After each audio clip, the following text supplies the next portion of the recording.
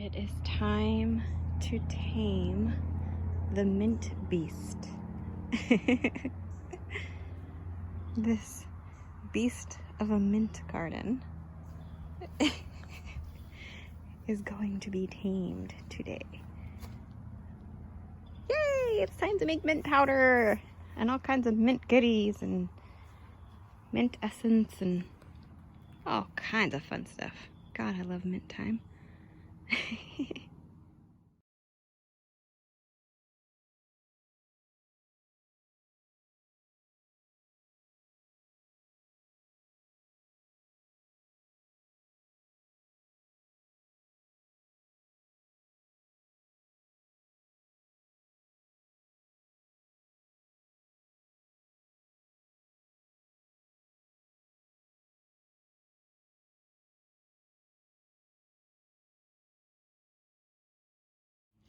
Okay, so this is where we're at.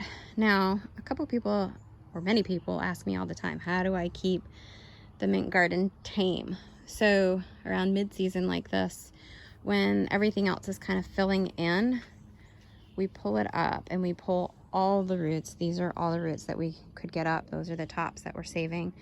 Those are going to get washed and dried and ground to powder for soaps, for whatever. And then we have a clean bag full for teas and tinctures and extracts and whatever. We have a couple brown bags full. We brought some in the house already. And then this will be for powders, and this is going into the chicken yard. And I love putting mint in the chicken yard because it helps keep the flies away and with the stink. So people are like, oh no, I have to pull all my mint up. I promise you, there is no way that you're going to get all the roots up. I mean, even with us digging, we've been working at this for, I don't know, maybe an hour, I'd say. Maybe a little bit more than an hour. And we dug up all the roots we could. That's pineapple sage in the background. And now that it has some breathing room, it'll really bush out and get beautiful. And we've got this primrose and a few other things in here that will now that it has the space, will bush out and fill in for the rest of the season. I can guarantee you some more mint will pop up and fill in wherever it needs, wherever there's open space. And there's just no way to get all the mint up. It's just impossible. So if you don't want to have to do the work to maintain a mint garden, do not plant mint in a garden. Now this is surrounded by concrete, and that is, believe it or not, rock, even though the grass has grown through it. So that helps. The mint doesn't really travel too far outside of the bed. Every now and then we find a little runner that gets outside of the bed, but not often at all. This is year 3 for this bed, and we've done this every single year, and it always comes back, so you don't have to be sad or worried that you're killing your mint. I can promise you a well-established mint patch will not die. It will not die. You don't have to worry about killing it. So pull as many roots up as you can to tame it. And then now what I'm going to do is come through with a light layer of pine needle wood mixed with wood chips.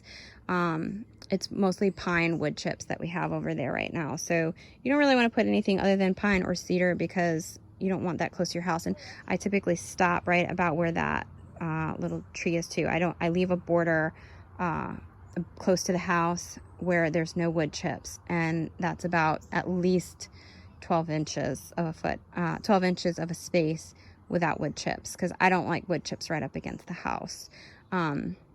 Even pine or cedar, I just personally prefer not to invite critters that close to the house.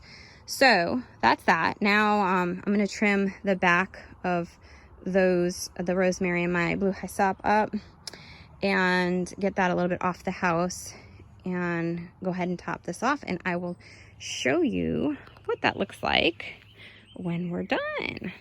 All right, so we're just about done. Kalia was done a while ago and she decided to go play.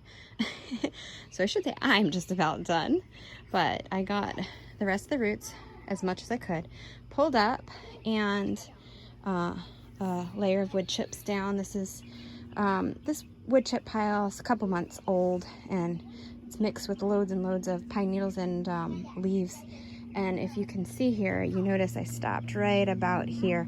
So I left that border that I was talking about with no wood chips there. And so everything's got fresh wood chips. The last step to maintaining this mint garden is to get some vinegar, and I am going to start. Now vinegar spreads and works farther out than where you're immediately spraying, so make sure you don't spray it too close to the garden bed, because believe me, it'll seep and spread, and you don't want it to get into the garden bed, otherwise it'll kill everything. So as you can see, we have some grass coming up in here too. I don't want to get it close to the grass, so really I'm only going to spray about from here to about there in vinegar, and that's it.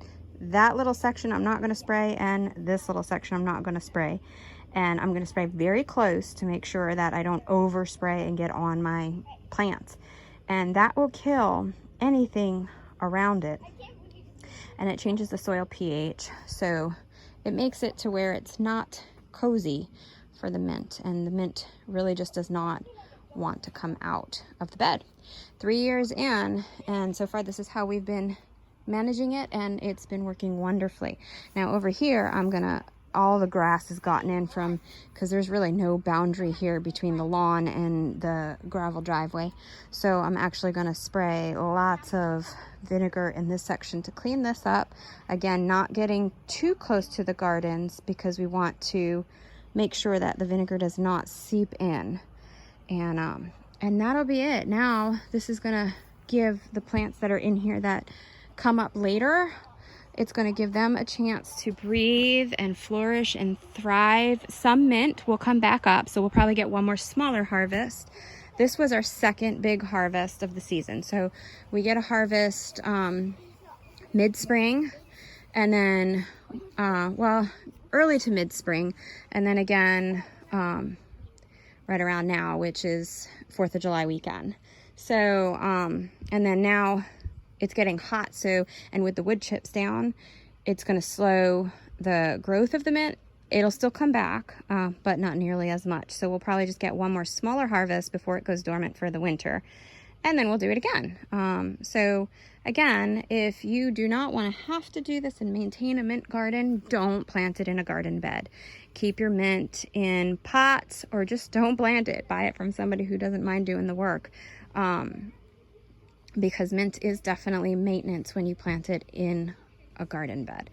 Hope this helps to give you some tips. If you want a massive mint harvest, we get loads and loads of mint. It's great for, like I said, teas, for making tinctures and mint extracts. You can make mint powders for edible use. You can make mint butter to make mint chocolate chip cookies. You can make again, mint powder to add to your homemade toothpastes, to add to your soaps, to so much use for it. So mint is very beneficial all around in so many different ways, and it's super healing. So, you know, I don't mind doing the work because we're going to use it. So that's it. If you guys have any questions, please feel free to leave them down below in the comments, and I will do my best to get to them and answer. I hope this helps, with lots of love from Bren at Kindred Acres. Important thing I need to add here, how to know when it's time to get your big harvest in. You want to harvest the mint, well, it's going to get leggy and really tall. So right about then is when you're going to want to harvest it. And if you're doing multiple harvests through the season, just know it's going to look like garbage between cuttings, because when you cut it back, you're going to have a lot of like bare twigs sticking up and some yellowing leaves. You can do your best to just take your fingers and just kind of run up and pinch all of the yellow leaves off of the little twigs that are sticking up, because you harvest it, you cut it like, you know, just maybe that far from the ground. And so if there's any leaves left, just pull them off and let them compost down. The key is to make sure you do not let your mint go to seed. If you let your mint go to seed, you're going to be in trouble, because you're going to have mint everywhere. So how do you know when it's going to seed? It's going to go to flower. Depending on the type of mint, the flowers might be different, but most of the times I think just about every mint I've seen, actually our chocolate mint I've never seen go to seed, but the spearmint and the mountain mints they have white flowers. Lemon balm also has white flowers. I actually left the lemon balm in because it actually did not shine this year because the mint took over quickly, and so we didn't really get much lemon balm. We have some in the back too, but I really would like some more, so I'm going to let that go ahead and take over in here, and we'll get a nice lemon balm harvest before the end of the season. So yeah, make sure you don't let it go to seed. So if you start seeing flowers come on your mint, that's time. That lets you know, get that out of there. All right, I hope that helps. I love you all and have a wonderful evening.